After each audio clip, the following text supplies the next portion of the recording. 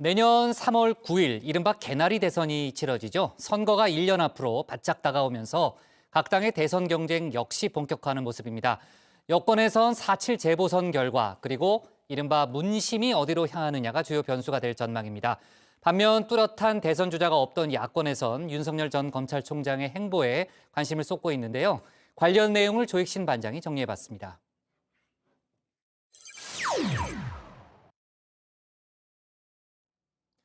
내일이면 차기 대선이 딱 1년 남게 됩니다. 지난 7개월 동안 더불어민주당을 이끌었죠. 이낙연 대표가 당 대표직에서 물러나는 날이기도 합니다. 취임 때만 해도 이른바 어대낙. 어차피 대표는 이낙연, 대세론이 거셌는데요. 지금은 지지세가 한풀 꺾였습니다. 어대낙 대신 이대만, 이대로 대표만이란 말이 나올 정도입니다. 총리와 당대표, 앉은 자리가 달라서일까요? 사이다 총리 이미지도 빛이 많이 발했습니다. 오죽하면 트럼프 대통령이 아베 총리와 통화하면서 한국이 대북대화 구걸하는 거지 같다는 그런 기사가 나왔겠습니다. 김성태 의원님이 한국 대통령보다 일본 총리를 더 신뢰하고 있다고 생각하지는 않습니다. 엄중하게 추이를 엄중한 경고가 엄중한 시기에 한편으로는 그냥 엄중 낙연의 모습만이라도 좀 유지했더라면 하는 생각도 듭니다. 이런 무리수를 뒀던 걸 생각하면 말입니다. 사회 갈등을 완화하고 국민 통합을 이루어야 합니다. 적절한 시기에 대통령님께 건의드릴 생각입니다. 결국 이재명 경기지사에게 여권 대선 주자 1위 자리를 내줬습니다. 7개월짜리 시한부 당 대표직, 이 대표에겐 성배가 아닌 독배였던 셈입니다. 이 대표도 이대로 물러날 순 없다고 생각했나 봅니다. 마지막 승부수를 띄웠습니다. 한 달 앞으로 다가온 4.7 재보선, 당 대표에서 물러나는 대신 선거대책위원장직을 맡기로 한 겁니다. 박영선은 구상과 전략을 동시에 갖춘 아주 보기 드문 지도자입니다. 시민 여러분께서 박영선 후보에게 서울시정을 맡겨주시면 시민 여러분께서 함께 꿈꾸시던 그러한 서울을 앞당겨 실감하실 수 있을 것이라고 저는 확신하고 있습니다. 이 대표에겐 이번 재보궐선거가 마지막 기회일 수 있습니다. 당장 7월부터 당내 대선 경선 일정이 시작됩니다. 그 전엔 역전의 발판을 마련해야 하는 상황입니다. 다만 이 선대위원장직, 양날의 칼입니다. 서울과 부산 두 곳에서 모두 패한다면 정치적 치명상을 입을 수도 있습니다. 이재명 경기지사도 아직 안심할 상황은 아닙니다. 이른바 문심이란 큰 장애물을 넘어야 합니다. 문 대통령의 지지율 여전히 40%대를 유지하고 있습니다. 민주당 지지율보다도 높습니다. 문 대통령을 콘크리트처럼 받치고 있는 이 핵심 지지층들, 이들이 누구를 선택하느냐가 주요 변수 가운데 하나입니다. 일단 이 지사를 지지할 가능성은 낮아 보입니다.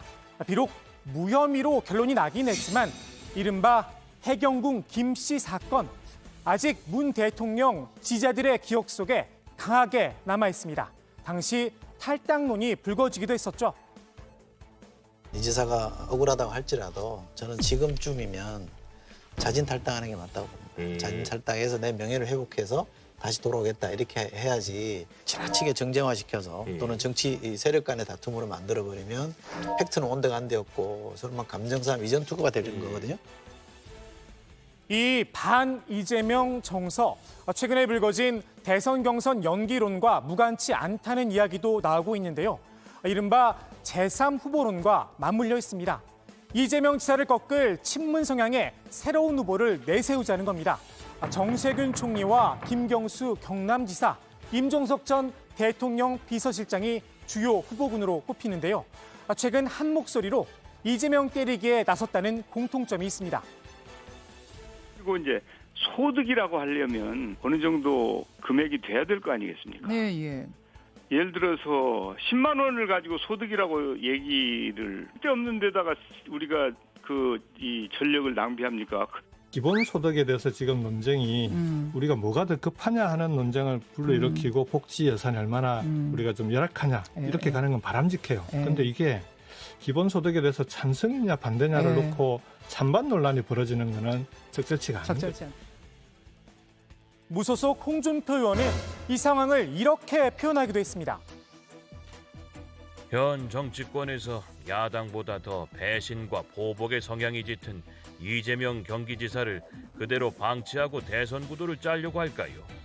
퇴임 후 안전을 위해 어떤 공작으로 판을 짜고 친문 대권 주자를 만들어 가는지 우리 한번 지켜보고 더 이상 속지 않을 대책을 세워야 합니다.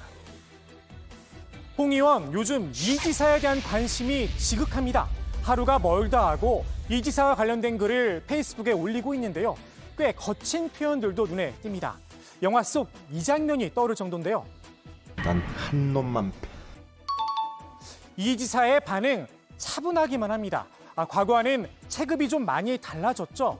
잽 정도라고 생각하는 듯 가볍게 맞아줬습니다.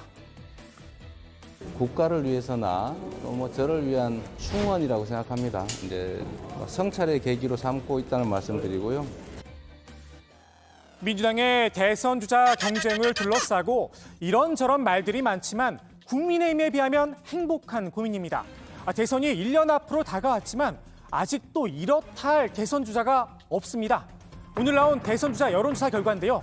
2%를 기록한 유승민 전 의원이 유일합니다. 본인이 국민의힘의 적장자라고 주장을 하는 홍준표 의원을 포함시킨다고 해봐도 7%대 지지율입니다. 대선 승리를 위해선 백마탄 초인이 필요한 상황인데요. 기다리던 초인이 등장하긴 했습니다. 지난주 검찰총장직에서 물러났죠. 윤석열 전 총장이 32.4%로 단숨에 지지율 1위에 오른 겁니다. 윤 총장의 사퇴 명분도 먹혀들었습니다. 법치 위기 발언에 공감한다는 답변이 56.6%에 이르렀습니다. 공감하지 않는다는 의견을 오차범위 밖에서 크게 앞섰습니다. 국민의힘은 반색하는 분위기입니다. 윤 전 총장을 별에 비유했었죠. 김종인 비대위원장은 이런 반응을 내놨습니다. 내가 보기에 윤석열 총장이 별의 순간을 잡은 것 같아. 그런데 말입니다. 국민의힘에서 마냥 좋아할 일인가 싶기도 합니다. 윤 전 총장 아직 정치를 하겠다. 명확한 의사표현은 하지 않았습니다. 더욱이 여권 후보는 아니라고 하지만 그렇다고 국민의힘 후보도 아닙니다. 국민의힘의 뿌리 이명박 박근혜 정부죠. 적폐청산 수사에 칼날을 쥐었던 사람이 바로 윤 전 총장입니다. 그 수사 국민의힘에선 여전히 이런 시각으로 바라보는 사람들이 있습니다.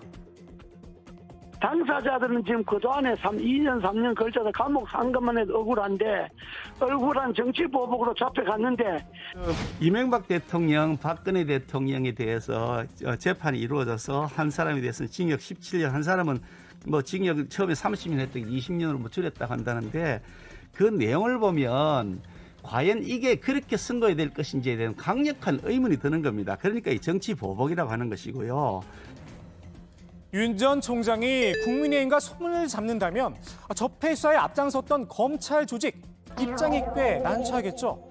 더욱이 윤 전 총장은 중수청 설치 등 검수 완박에 맞서 부패 완박을 주장했었습니다. 반부패를 기치로 내걸고 말입니다.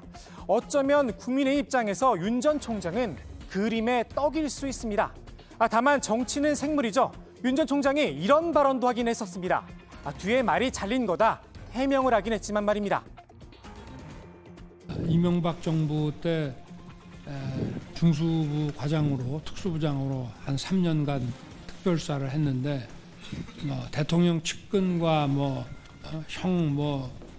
이런 분들을 구속을 할 때 별 관여가 없었던 것으로 상당히 쿨하게 처리했던 기억이 나고요. 여권과 날을 세웠던 유력 대선 후보의 등장. 민주당 입장에선 반가울 리 없습니다. 연일 윤 전 총장에게 십자포화를 날리고 있는데요. 배은망덕, 탐욕, 끝판, 타렴치한 거친 표현들도 등장을 했습니다. 오늘은 이른바 기획사퇴론까지 제기됐습니다. 중수청 설치하고 수사 기소권 분리를 명분으로 삼고 있는데 그것도 사실은 금년 1월 달에 본격적으로 제기됐던 문제였습니다. 지금 좀 생뚱맞은 사태인데요. 이게 보면은 내년까지의 대권 일정을 고려해서 미리 탈색 기간과 준비 기간들을 감안해서 기획적으로 사퇴를 한 것이다. 당신 검찰 다 해체해버리고 당신은 완전히 식물총장 확실하게 만들겠다. 수사권 전부 빼앗아버리겠다. 라고 해서 할 수 없이 쫓겨나갔는데 쫓아내놓고 왜 이렇게 이때 나갔느냐 이렇게 하면 정말 웃기는 사람들이다. 쫓아낼 때는 언제고 나가니까 왜 나갔냐고 하는 거지. 윤 전 총장이 한동안 정치권과 거리를 두며 정중동 행보를 보이지 않겠느냐 이런 분석이 많았죠. 그런데 예상보다 빠르게 장외 정치를 시작했습니다. 언론과 인터뷰에 나서 LH 직원들의 땅 투기 문제를 비판했는데요. 망국의 범죄라며 적극적인 검찰 수사가 필요하다는 입장을 밝힌 겁니다. 여기까진 반부패를 강조해왔던 윤 전 총장 입장에서 할 수 있는 발언이다 생각할 수 있습니다. 그런데 여기에 재보선도 언급을 합니다. 선거를 의식해서 얼버무려서는 안 된다고 말입니다. 여든 야든이란 단서를 달긴 했지만 누가 봐도 민주당을 향한 발언입니다. 이미 국민의힘에선 검찰 수사를 요구하고 나섰죠. 만약에 검경 수사권 조정으로 검찰 수사가 안 된다면 그 수사권 조정이 벌써 문제가 드러난 거 아니겠습니까? 이런 중대한 국가적인 사안, 수사 경험과 수사 역량이 필요한 사항에 제대로 된 수사기관이 수사 못하는 상황이 오도록 한 검경 수사권 조정이라면 그 자체를 재검토해야 할 것이고. 윤 전 총장의 이 발언 엄살이었나 봅니다. 자부까지는 몰라도 정무 감각이 없는 거는 예나 지금이나 똑같은 것 같아요. 별의 순간을 잡았다는 평가를 받은 윤 전 총장. 항성이 될지 별똥별이 될지는 좀 더 지켜봐야 할 듯합니다. 그동안 정치권에선 대선을 앞두고 수많은 별들이 뜨고 졌으니 말입니다. 오늘 국회 발제 이렇게 정리합니다. 대선 기말실 련, 이낙연 보선, 이재명 문심 변수, 국민의힘 별은 내 가슴에